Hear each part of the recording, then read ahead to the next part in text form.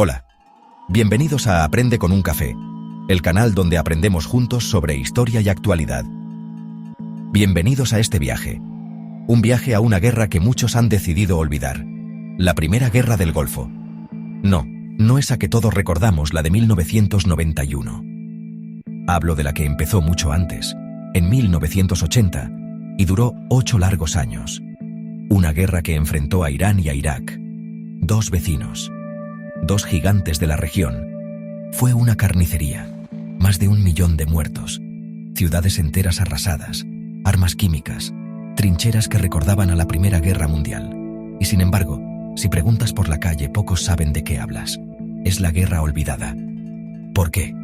¿Qué intereses hubo para que el mundo mirara hacia otro lado mientras dos países se desangraban sin piedad durante casi una década? Vamos a intentar responder a algunas preguntas. Preguntas que quizás nos incomoden un poco. ¿Cuáles fueron las verdaderas causas de este conflicto? ¿Fue solo una disputa por una frontera, por el control de un río? ¿O había algo más? ¿Qué papel jugó la revolución islámica en Irán? ¿Y qué papel jugó el dictador iraquí, Saddam Hussein, y su ambición desmedida? Estas preguntas son clave para entender no solo esa guerra, sino mucho de lo que ha pasado después en Oriente Medio. Porque las consecuencias de aquellos 8 años de sangre y fuego llegan hasta hoy, hasta este mismo 2025. Un conflicto no termina cuando se firma un papel. Sigue vivo en la memoria de la gente, en las cicatrices de un país. Y luego están las otras preguntas, las que apuntan fuera de la región. ¿Qué hicieron las grandes potencias mientras todo esto pasaba? ¿Quién vendió las armas? ¿Quién financió la masacre? ¿Apoyaron a uno, a otro o a los dos a la vez? La geopolítica a veces tiene estas cosas. Unos se matan y otros hacen negocio o mueven sus fichas en el gran tablero mundial. Estados Unidos, la Unión Soviética, Francia, Reino Unido, todos tuvieron un papel que a menudo se ha intentado borrar de los libros de historia oficiales. Es más cómodo recordar las guerras justas, las intervenciones humanitarias. Pero esta fue una guerra sucia, pragmática y brutal, donde los intereses económicos y estratégicos pesaron más que las vidas humanas. Así que, prepárense. Vamos a levantar la alfombra de la historia. Vamos a escarbar en los archivos desclasificados y en los testimonios de los que la vivieron. Queremos entender por qué un conflicto tan devastador, que redibujó el mapa de poder en una de las zonas más volátiles del planeta, ha caído en este agujero negro de la memoria colectiva de Occidente. ¿Fue por ignorancia? ¿Por desinterés? ¿O fue un silencio calculado, un olvido conveniente para no tener que dar demasiadas explicaciones? Acompáñenme a desentrañar los misterios de la guerra Irán-Irak. La guerra que el mundo decidió no ver. Y quizás, solo quizás, entendamos un poco mejor el presente. Para entender por qué dos países se lanzan a una guerra tan salvaje, a menudo hay que mirar un mapa y un calendario. Mucho antes de 1980, Irán e Irak ya se miraban con recelo. Comparten más de 1.400 kilómetros de frontera. Y en esa frontera hay un punto clave, un lugar que ha sido fuente de conflicto durante siglos, la vía fluvial de Shatt al-Arab. Este río, formado por la confluencia de los ríos Tigris y Éufrates, desemboca en el Golfo Pérsico. Para Irak es su única salida al mar, su arteria vital para exportar petróleo. Perder su control, o incluso compartirlo, era visto como una amenaza existencial para Bagdad. Las tensiones no eran nuevas. Durante décadas ambos países habían chocado por el control de esta vía fluvial. Irán, bajo el gobierno del Shah Mohammad Reza Pahlavi, era una potencia regional con un ejército formidable, apoyado por Estados Unidos. Irak, por su parte, se sentía vulnerable. En 1975, la situación llegó a un punto crítico. Para evitar una guerra abierta, los dos países, con la mediación de Argelia, firmaron el Tratado de Argel. En este acuerdo, Irak hizo una concesión dolorosa. Aceptó que la frontera en el Shatt al-Arab no siguiera la orilla oriental iraní, sino la línea media del canal navegable, el Talwek. A cambio, Irán se comprometía a dejar de apoyar a los rebeldes kurdos que luchaban contra el gobierno de Bagdad. El tratado pareció calmar las aguas, pero para muchos en Irak fue una humillación nacional.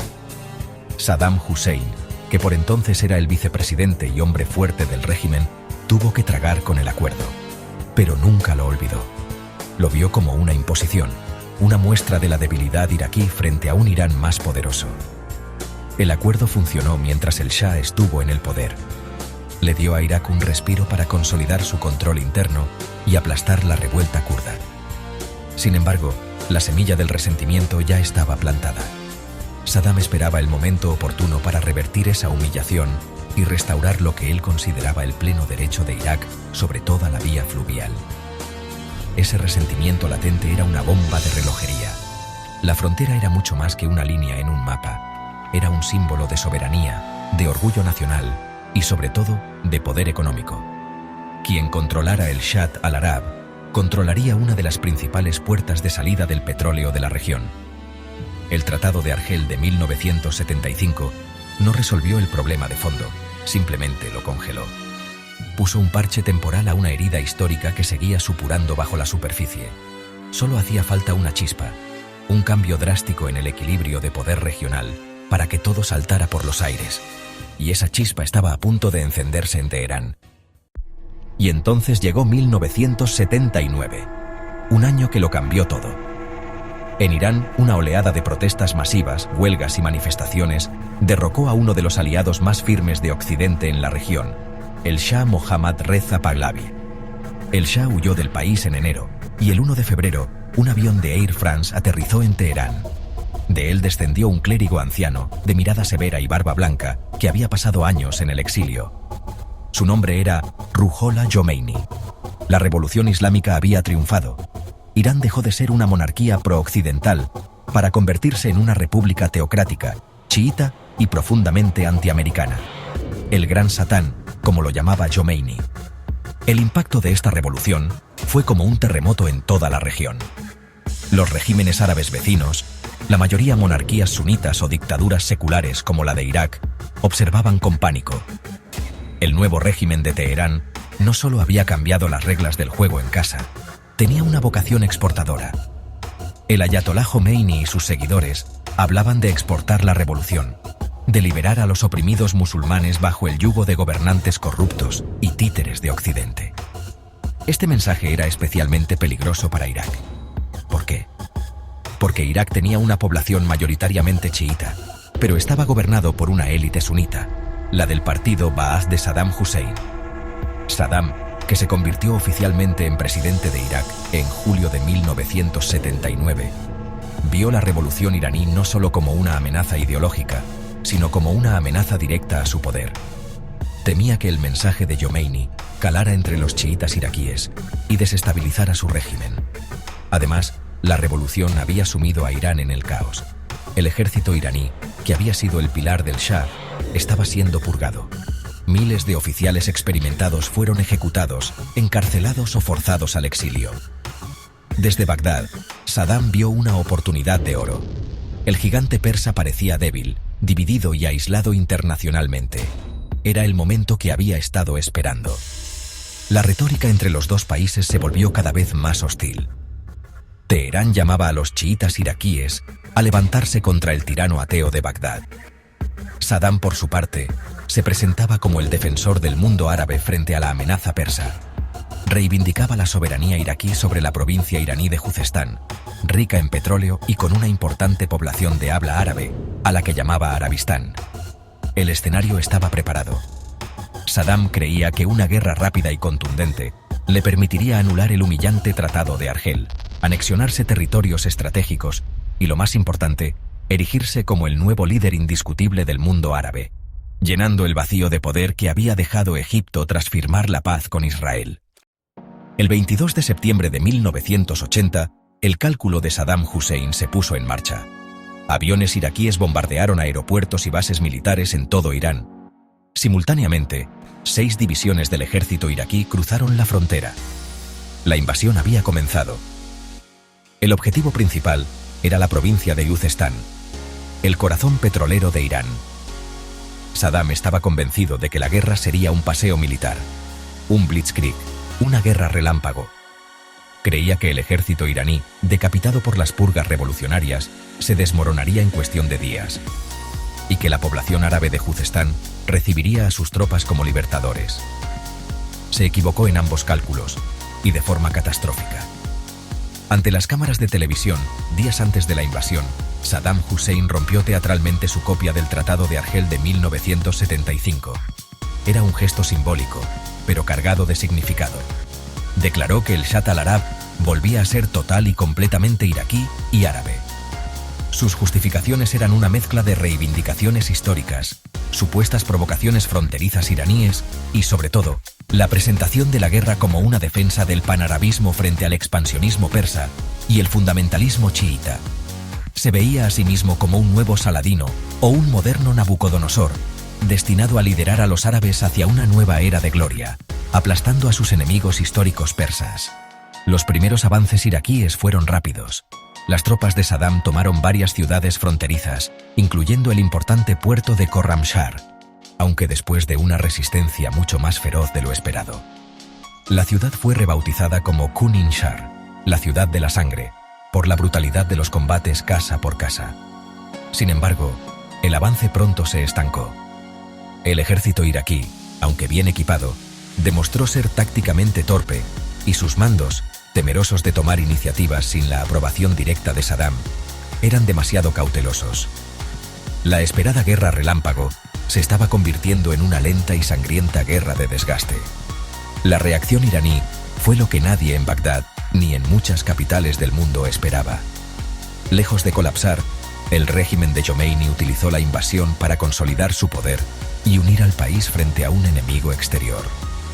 La agresión iraquí fue presentada como un ataque no solo a la nación, sino al propio Islam. Jomeini llamó a una guerra santa, una yihad defensiva. Cientos de miles de voluntarios, muchos de ellos jóvenes y sin apenas entrenamiento militar, los Basij, acudieron en masa al frente, impulsados por el fervor religioso y el patriotismo. La guerra que Saddam había planeado que durara semanas se estaba transformando en una pesadilla que duraría 8 años. Lo que empezó como una guerra de movimiento se transformó rápidamente en un infierno estático. Un calco macabro de la Primera Guerra Mundial en pleno desierto. A partir de 1982, cuando Irán logró expulsar a las fuerzas iraquíes de la mayor parte de su territorio y llevó la guerra al otro lado de la frontera, el frente se estabilizó. Se cavaron miles de kilómetros de trincheras, se extendieron campos de minas y alambres de espino. La vida de los soldados se convirtió en una rutina de barro, miedo y muerte. Las ofensivas se medían en metros ganados a un coste humano descomunal. Irán lanzaba oleadas humanas, enviando a miles de jóvenes Basij mal armados a limpiar campos de minas con sus propios cuerpos o a asaltar posiciones iraquíes fuertemente defendidas. En esta guerra de desgaste, cualquier arma era válida. Y aquí es donde Irak cruzó una línea roja que el mundo prefirió ignorar. A partir de 1983, el régimen de Saddam Hussein comenzó a utilizar armas químicas a gran escala: gas mostaza, sarín, tabún, agentes neurotóxicos y vesicantes que causaban una muerte agónica o secuelas terribles de por vida. Se usaron no solo contra las tropas iraníes, que carecían de equipos de protección adecuados, sino también contra su propia población, como en la infame masacre de la ciudad kurda de Halabja en 1988. La comunidad internacional, que años más tarde usaría el pretexto de las armas de destrucción masiva para invadir Irak, en aquel momento condenó su uso con la boca pequeña, mientras seguía apoyando a Saddam. La guerra no se limitó a los frentes. Ambos bandos llevaron el terror a la población civil en lo que se conoció como la Guerra de las Ciudades. Bagdad y Teherán, así como otras urbes, se convirtieron en objetivos de ataques con misiles y bombardeos aéreos. Durante periodos de escalada, las sirenas antiaéreas eran la banda sonora diaria de millones de personas. El objetivo no era solo militar, era psicológico: quebrar la moral del enemigo, hacer que la vida cotidiana fuera insoportable. Familias enteras vivían con el miedo constante a que un misil Scud o un proyectil de artillería cayera sobre su casa, su escuela o su mercado. La guerra total había llegado a los hogares. Todo este horror era posible gracias a un flujo constante de armamento. Irak, con sus ingresos petroleros y el apoyo de las monarquías del Golfo, se convirtió en un cliente preferente de la industria militar mundial. Compraba tanques a la Unión Soviética, aviones de combate a Francia y tecnología de doble uso a Alemania y Estados Unidos. Irán, sometido a un embargo, tuvo que recurrir al mercado negro, a la ingeniería inversa y a compras secretas, como las del escándalo Irán-Contra. La guerra se convirtió en un gran negocio. Mientras los jóvenes morían en las trincheras, las cuentas bancarias de los fabricantes y traficantes de armas no dejaban de crecer. A medida que la guerra terrestre se estancaba en un punto muerto sangriento, el conflicto se extendió a un nuevo escenario, las aguas del Golfo Pérsico. Aquí, el objetivo no eran los soldados, sino la economía. Concretamente, el petróleo. A partir de 1984, Irak, cuya capacidad de exportar crudo por el Golfo estaba bloqueada por Irán desde el inicio de la guerra, decidió intensificar los ataques contra los petroleros que zarpaban de los puertos iraníes, como la isla de Karg. El objetivo era estrangular económicamente a Teherán, privándole de los ingresos necesarios para financiar su esfuerzo bélico. Para ello, utilizó sus aviones de combate franceses, los Super Etendard, armados con misiles Exocet. Irán no tardó en responder. Si sus petroleros no estaban seguros, los de los países que apoyaban a Irak tampoco lo estarían. La Guardia Revolucionaria iraní comenzó a atacar con lanchas rápidas y a colocar minas navales en las rutas marítimas, afectando a buques de Kuwait y Arabia Saudí, los principales banqueros de Saddam. Así comenzó la llamada Guerra de los Petroleros.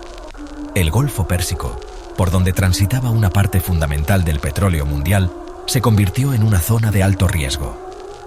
Los seguros de los buques se dispararon y el fantasma de una interrupción del suministro energético global empezó a preocupar seriamente en las capitales de Occidente. Esta escalada fue lo que finalmente provocó la intervención directa, aunque indirecta, de las grandes potencias. Estados Unidos, que oficialmente era neutral pero en la práctica favorecía a Irak para evitar una victoria iraní, no podía permitir que se cerrara el estrecho de Hormuz. En 1987, bajo la administración de Ronald Reagan, Washington lanzó la Operación Ernest Will. La Marina estadounidense comenzó a escoltar a los petroleros kuwaitíes, que para la ocasión fueron rebautizados y navegaban bajo bandera estadounidense. Esto puso a las fuerzas de Estados Unidos en curso de colisión directa con Irán. Hubo escaramuzas, ataques a plataformas petrolíferas iraníes y momentos de altísima tensión. El incidente más trágico de esta fase de la guerra ocurrió el 3 de julio de 1988. El crucero de misiles estadounidense USS Vincennes, equipado con el avanzado sistema de combate Aegis, confundió un avión de pasajeros iraní, el vuelo 655 de Iran Air, que cubría la ruta entre Bandar Abbas y Dubái, con un caza F-14 atacante.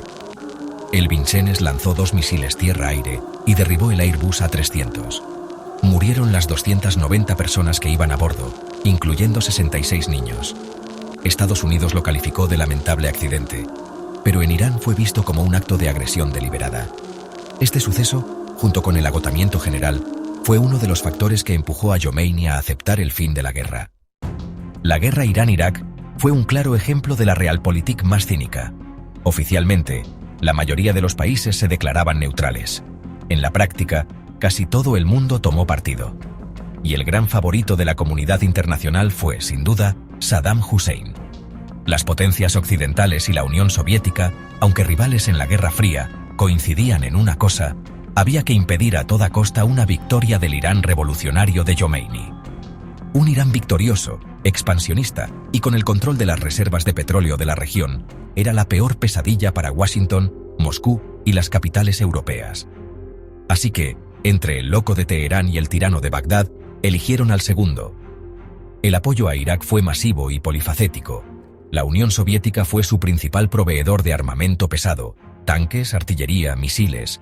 Francia le vendió aviones de combate de última generación, como los Mirage F-1 y los Super Etendard, y los letales misiles Exocet. Empresas de Alemania Occidental, Reino Unido e incluso de Estados Unidos proporcionaron a Saddam tecnología de doble uso, productos químicos y componentes que fueron clave para desarrollar su programa de armas químicas y biológicas. Además, las monarquías del Golfo, lideradas por Arabia Saudí y Kuwait, abrieron sus carteras y financiaron el esfuerzo bélico iraquí con decenas de miles de millones de dólares. Tenían pánico a que la revolución iraní se contagiara a sus propias poblaciones. Irán, por su parte, se encontró prácticamente solo. Sometido a un embargo de armas internacional, tuvo que buscarse la vida en el mercado negro, pagando precios desorbitados por material obsoleto o de mala calidad. Consiguió algunas armas de países como Corea del Norte, Libia o Siria. y protagonizó uno de los escándalos políticos más sonados de la época, el Irán-Contra. Miembros de la administración Reagan autorizaron la venta secreta de misiles a Irán, un país al que públicamente tildaban de terrorista, a cambio de que Teherán mediara para liberar a rehenes estadounidenses en Líbano.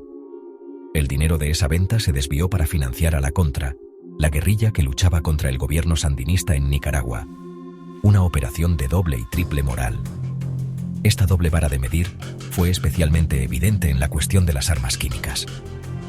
Cuando Irán denunció en las Naciones Unidas que Irak estaba gaseando a sus soldados, la respuesta internacional fue tibia, por no decir inexistente. Hubo condenas genéricas, sin nombrar al culpable. Nadie impuso sanciones a Irak. Nadie dejó de venderle la tecnología que necesitaba para seguir produciendo gas mostaza. El mensaje era claro: mientras el objetivo fuera frenar a Irán, se podía mirar para otro lado. Este silencio cómplice no solo prolongó la guerra y la agonía de miles de personas, sino que envalentonó a Saddam, convenciéndole de que podía actuar con total impunidad. Detrás de las grandes estrategias geopolíticas, de los mapas y de las cifras de venta de armas, está la gente. El coste humano de la guerra Irán-Irak fue simplemente espantoso. Las cifras exactas son difíciles de verificar, pero la mayoría de los historiadores estiman que el conflicto dejó alrededor de 1 millón de muertos en total, y quizás el doble de heridos. Pensemos en esa cifra: 1 millón de vidas jóvenes, en su mayoría segadas, familias destrozadas, futuros truncados.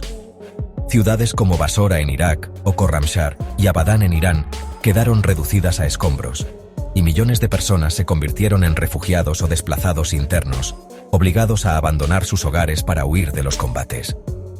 Uno de los aspectos más terribles y que definen el carácter fanático que adquirió la guerra en el lado iraní fue el uso de niños soldado. Ante la superioridad tecnológica iraquí, el régimen de Jomeini recurrió al capital humano. Cientos de miles de voluntarios de la milicia Basij fueron enviados al frente. Muchos de ellos eran adolescentes, algunos de tan solo 12 o 13 años. Se les daba una llave de plástico para colgar al cuello, la llave del paraíso, y se les decía que si morían como mártires, irían directamente al cielo.